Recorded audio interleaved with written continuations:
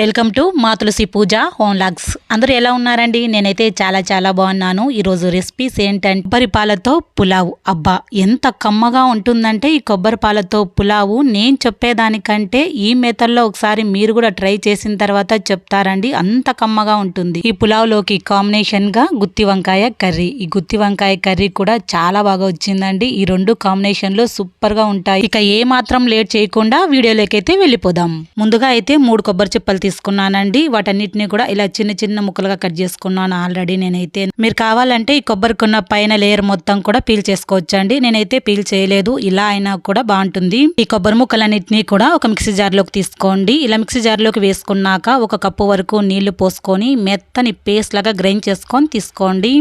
ఇప్పుడు వీడియోలో చూపించినట్టుగా ఇలా గ్రైండ్ చేసుకోవాలండి. ఇలా గ్రైండ్ చేసుకున్న ఈ పేస్ట్ అంతా కూడా ఒక గిన్నె పైకి ఒక కాటన్ క్లాత్ వేసుకోండి. నేనైతే కనుక కొత్తది హ్యాండ్ కర్చీప్ వేసుకున్నానండి. ఇలా ఈ కర్చీప్ మీదకంతా కూడా ఇప్పుడు మనం గ్రైండ్ చేసి పెట్టుకున్న ఈ పేస్ట్ అంతా కూడా వేసుకోవాలి. కొబ్బరి పేస్ట్ అంతా వేసుకున్నాక ఈ హ్యాండ్ కర్చీప్ అంతా మూటలాగా చేసుకొని గట్టిగా పిండామనుకోండి, చిక్కటి పాలైతే కనుక వచ్చేస్తాయండి. బఫెలో మిల్క్ కంటే కూడా గట్టిగా వస్తాయండి. ఇలా అంతా పిండుకున్న తర్వాత పిప్పి ఉంటుంది కదండి, ఆ పిప్పిని మళ్ళా కూడా మిక్సీ జార్లోకి వేసుకోవాలి. ఇలా వేసుకొని మిగిలిన కొబ్బరి ముక్కలన్నీ వేసుకొని మళ్ళీ నీళ్లు పోసుకొని ఇలాగే చేయాలన్నమాట. నేను వీడియోలో చూపించినట్టుగా ఒక 2-3 సార్లు మనం ఇలా చేసుకున్నాం అనుకోండి, చిక్కటి కొబ్బరి పాలు అయితే రెడీ అయిపోతాయండి. వీడియోలో చూపించినట్టుగా మీకు ఎంత క్వాంటిటీలో కొబ్బరి పాలు కావాలనుకుంటున్నారో అన్ని సార్లు నీళ్లు పోసుకొని గ్రైండ్ చేసుకుంటే ఇలా కొబ్బరి పాలు అనేది రెడీ అయిపోతాయి. ఈ కొబ్బరి పాలు అన్నిటినీ కూడా పక్కన పెట్టేసుకోండి. ఇక పులావ్ చేసుకోవడానికి స్టవ్ మీద ఒక వెడల్పాటి గిన్నె పెట్టుకొని అందులోకి 3-4 టేబుల్ స్పూన్ల వరకు ఆయిల్ని వేసుకోండి. ఆయిల్ అనేది కొద్దిగా వేడైన తర్వాత 1.5 కప్పుల వరకు పొడవుగా కట్ చేసి పెట్టుకున్న ఉల్లిపాయ ముక్కలు వేసుకోండి. ఉల్లిపాయ ముక్కలన్నిటిని 1 నిమిషం పాటు వేయించుకున్నాక హోల్ గరం మసాలాలు వేసుకోండి. బిర్యానీ ఆకు, దాల్చిన చెక్క, లవంగాలు, కసూరి మేతి, జీలకర్ర, షాజీరా, ఇలాచీలు, మొగ్గ ఇలాంటివి మీ ఇంట్లో ఏమేమి ఉన్నాయో అవన్నీ కూడా వేసుకోవచ్చండి. నేనైతే కనుక ఇవన్నీ వేసుకుంటున్నాను. ఇవన్నీ వేసుకున్నాక ఇవి కూడా 1 నిమిషం పాటు ఫ్రై చేయండి. ఇలా ఫ్రై చేసుకున్నాక అప్పటికప్పటికి దంచి పెట్టుకున్న ఒక 2 టేబుల్ స్పూన్ల వరకు అల్లం వెల్లుల్లి పేస్ట్ని వేసుకోండి. అల్లం వెల్లుల్లి పేస్ట్ వేసుకున్నాక ఇదంతా పచ్చివాసన పోయేదాకా ఆయిల్లో ఫ్రై చేయండి. ఇలా ఫ్రై చేసుకున్నాక 4 ఘాట్లు పెట్టుకున్న పచ్చిమిర్చిని, 4 సన్నగా కట్ చేసి పెట్టుకున్న టమోటా ముక్కల్ని, గుప్పెడు పుదీనాను, గుప్పెడు కొత్తిమీరని వేసుకోండి. ఇవన్నీ వేసుకొని ఇప్పుడు వీడియోలో చూపించినట్టుగా ఇదంతా బాగా మిక్స్ చేసుకోవాలి. ఇలా మిక్స్ చేసుకొని మూత పెట్టుకొని ఒక 5 నిమిషాల పాటు మగ్గించండి. ఇలా 5 నిమిషాల పాటు మగ్గించుకున్న తర్వాత ఇదంతా ఒకసారి కలిసేట్టుగా బాగా కలుపుకోండి. ఇలా కలుపుకున్నాక ఇప్పుడు వేసుకునే ఇంగ్రీడియంట్స్ అన్నీ కూడా చూపిస్తాను. 1.5 కప్పుల వరకు పెరుగును వేసుకోండి. ఇలా పెరుగునంతా వేసుకున్న తర్వాత ఇందులోకి రుచికి తగినట్టుగా ఉప్పుని వేసుకోండి. పసుపు అవసరం లేదండి. 1 టేబుల్ స్పూన్ ధనియా పొడి, 1 టేబుల్ స్పూన్ వరకు గరం మసాలాను వేసుకోండి. ఇలా వేసుకొని ఇది కూడా అంతా కలిసేట్టుగా బాగా కలుపుకొని మూత పెట్టుకొని పచ్చివాసన పోయేదాకా ఉడికించుకోండి. ఇలా ఆయిల్ పైకి తేలి ఇలా పచ్చివాసన పోయేదాకా ఉడికించుకున్న తర్వాత 1 కేజీ రైస్ తీసుకున్నానండి. ఆ రైస్ నంతా ఒక గిన్నెలో కొలత తీసుకొని 1 గంట సేపు నానబెట్టుకున్నాను. ఇలా నానబెట్టుకున్న రైస్ నంతా కూడా ఇందులోకి వేసుకోవాలి. ఇలా రైస్ నంతా వేసుకున్నాక ఒక 5 నిమిషాల పాటు ఇలా ఫ్రై చేయాలండి. బియ్యం అనేది ఎక్కడా విరగకూడదు. రైస్ అనేది ఎక్కడా విరగకుండా జాగ్రత్తగా కలుపుకోవాలండి. ఇలా కలుపుకున్నాక ఇప్పుడు చూపించిన ఈ గిన్నెతోనే 1 గిన్నె వరకు రైస్ తీసుకున్నాను. అదే గిన్నెతోనే 1.5 కప్పుల వరకు కొబ్బరి పాలను వేసుకోవాలి.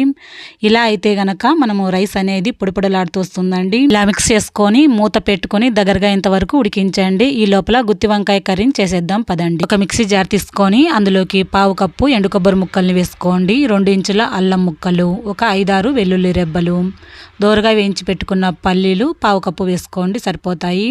1/2 కప్పు ఉల్లిపాయ ముక్కల్ని, 2 టమోటా ముక్కల్ని వేసుకోండి. తర్వాత ఇందులోకి కొద్దిగా కొత్తిమీరని వేసుకోండి.